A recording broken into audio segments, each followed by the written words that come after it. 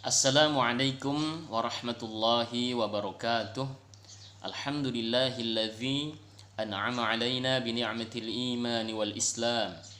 Wassalatu wassalamu ala Rasulillah Muhammad ibn Abdillah sallallahu alaihi wasallam. Amma ba'du.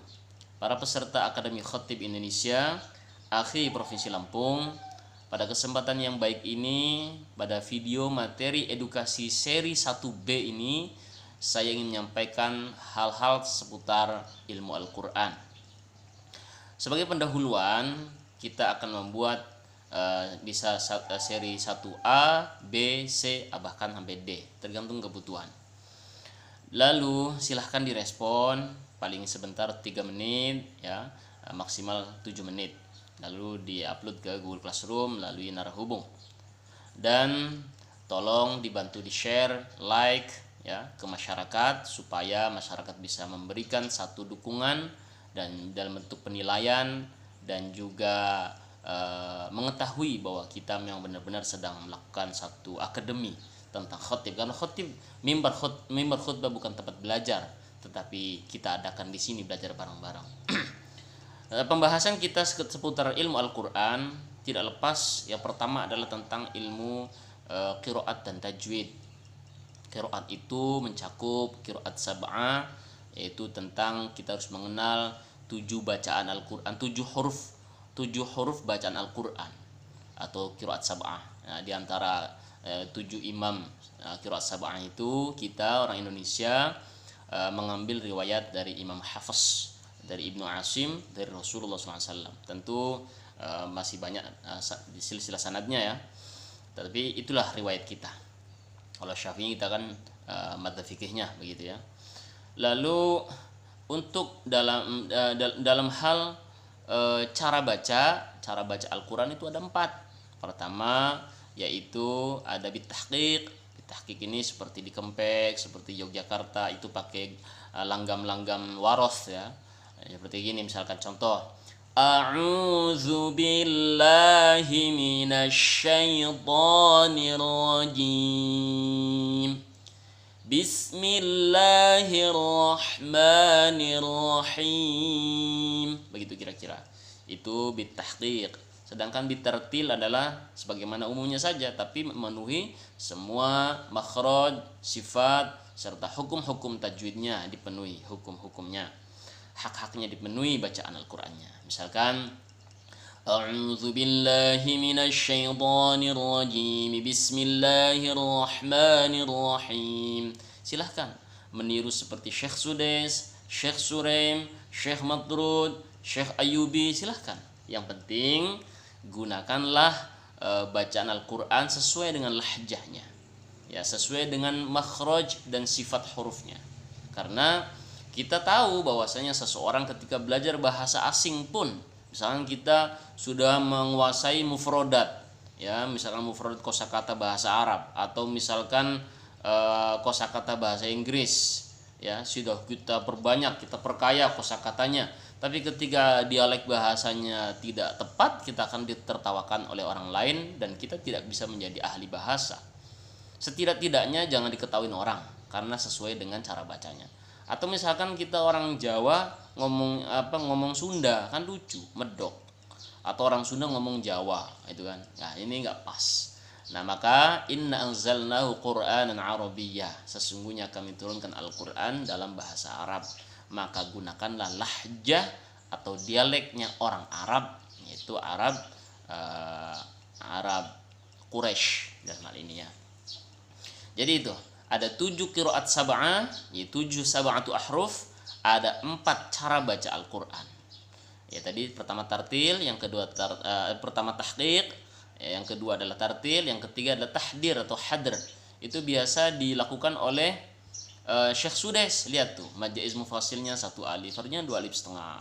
Mad wajib mutasir tetap mad sila tawilannya dikurangi 1 alif. Itu namanya hadr. Ada lagi bitadwir. Nanti dipelajari pada sesi khusus. Sedangkan hukum tajwid juga harus dipenuhi, ya, termasuk masalah hukum nun mati, bagaimana kita memenuhi hak idhar, haknya iklab, jangan sampai keseliru antara hukum iklab nun mati ketemu ba dengan mim mati ketemu ba. Nah, ini beda ya antara layum dengan kum gitu. Jangan rapat kalau ikhfa syafawi. Jadi kita harus memenuhi juga yaitu hak pekol-kola ya, nabroknya, pantulannya harus pas. Albo itu isti'ala. Ad albo gitu. Qotbu jadin lah gitu ya. Nah, ini harus pahami panjang pendeknya harus tepat, ketukan nadanya harus tepat, harus rasi, jangan pincang sebelah. Nah, alangkah lucunya ketika seorang khatib begitu bagus narasinya, orasinya bagus begitu kan, begitu membaca Al-Quran misalkan tidak memenuhi hak-hak tajwid, yaitu hukum bacaannya dan juga makhraj serta sifat hurufnya tidak digunakan, bahkan misalkan seperti sebagian besar para hafidh kita itu tidak menguasai cara baca yang 4 tadi. Dia itu tahqiq bukan, tartil bukan, hadr bukan, tadwir bukan, ngaco akhirnya. Ini sangat memalukan sekali. Tolong belajar baik-baik ya. Lalu teman-teman semuanya, setelah itu termasuk ilmu Al-Quran, ilmu tentang sababun nuzul ya, asbabun nuzul. Kita harus cross check asbabun nuzulnya supaya jangan sampai kita itu menggunakan tafsir dengan akal-akalan kita. Makanya tafsir itu ada dua. Ada tafsir, metode tafsir itu tafsir bil ma'thur, yaitu menafsirkan ayat dengan ayat lainnya, atau menafsirkan ayat dengan hadis Nabi, atau ucapan sahabat, atau ucapan tabi'in. Itu ma'thur. Jangan sampai bil ra'yi. Bil ra'yi boleh kalau mentok. Itu ya. Itu dalam metode tafsir. Sedangkan dalam metode cara menafsirkan itu bisa menggunakan metode tematik maudhu'i. Ya, misalkan kita ngangkat tema tentang puasa atau tentang sholat atau tentang zakat, ambil ayatnya lalu comparekan dengan hadis-hadis yang sahih ya. Atau misalkan kita menggunakan metode tahlili, tafsili dan seterusnya dalam dunia ilmu tafsir.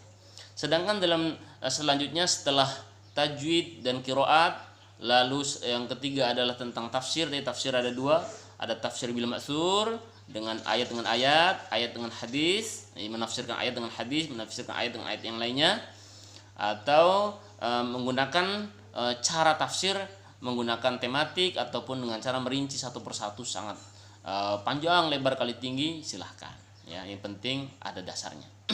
Lalu selanjutnya adalah takwil. Takwil ini ada dua rumitnya, yaitu ada idharun nas, ada juga al-ihtimal ya. Ihtimal ini ada kemungkinan. Nah, kita harus bisa membedakan ini zahirun nas atau ihtimal. Kita juga harus memahami ketika menerjemahkan sesuatu, yaitu ini benar nggak nih terjemahnya begini, kita cek, kita compare, kita bandingkan dengan terjemahan lainnya kalau kira-kira ragu gitu ya. Karena ingat, terjemahan itu tergantung penerjemah gitu ya. Jangan sampai kita nanti membaca terjemahan yang salah sehingga sampai kepada masyarakat, sampai kepada jamaah juga salah. Nauzubillah min dzalik.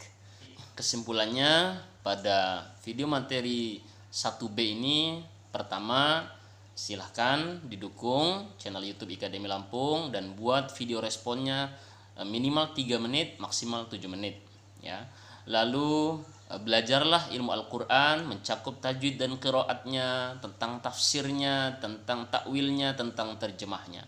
Karena jika tidak, maka kita tidak bisa menjadi penyuluh di bidang keagamaan Islam bagi masyarakat Islam.